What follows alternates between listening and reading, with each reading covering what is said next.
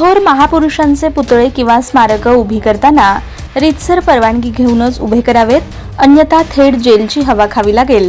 कुणीही असले तरी थेट कारवाईचा इशारा माढा पोलीस ठाण्यात पोलीस निरीक्षक महेश ढवाण व माढा पोलीस स्टेशनचे प्रभारी अधिकारी सहाय्यक पोलीस निरीक्षक रोहित शिंदे यांनी दिला आहे. माढा पोलीस ठाण्यात माढा शहर व परिसरातील लोकप्रतिनिधी, विविध समाजाचे कार्यकर्ते यांच्या समवेत एका बैठकीचं आयोजन करण्यात आलं होतं. यावेळी उपस्थित सर्वांना पोलीस निरीक्षक ढवाण यांनी महापुरुषांचे पुतळे उभारताना शासनानं ठरवून दिलेल्या नियमानुसार ते उभे करावेत. महापुरुषांना जातीच्या बंधनात आपण कुणीही अडकवू नये. महापुरुषांचे विचार अंगीकारले पाहिजेत. या पुतळ्यामुळे सामाजिक समता धोक्यात येईल असं वर्तन कुणीही करू नये अशी अपेक्षा व्यक्त केली. सहाय्यक पोलीस निरीक्षक रोहित शिंदे यांनी सामाजिक सलोखा बिघडेल किंवा कायदा सुव्यवस्थेची परिस्थिती निर्माण होईल असं वर्तन कुणीही करू नये अशा सक्त सूचना दिल्या. सोशल मीडियाचा वापर करताना योग्य ती खबरदारी घेण्याच्या सूचना त्यांनी दिल्या.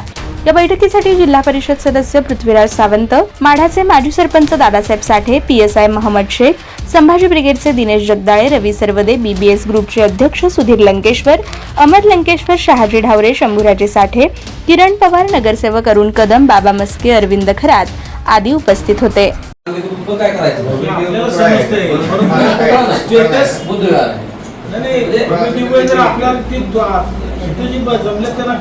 बाहेरच्या सर्वसामान्य भव्य दिवे म्हटलं बघा तुम्ही, भव्य दिवे बुद्ध विहार आणि स्मारक. भव्य दिवे काय असं असते नाही, आपल्याला समजते ते, लोकांना कळायला पाहिजे गोष्टी. ह्या अंजनगावच्या हे झाले नाही हे प्रकार, त्यामुळे सगळीकडे लगेच रेपरकेशन पाणी SP पण पोहोचले. अंजनगावून तर टाकलं नाही साहेब, मोदींचा प्रकार झाला का सकाळीच नाही.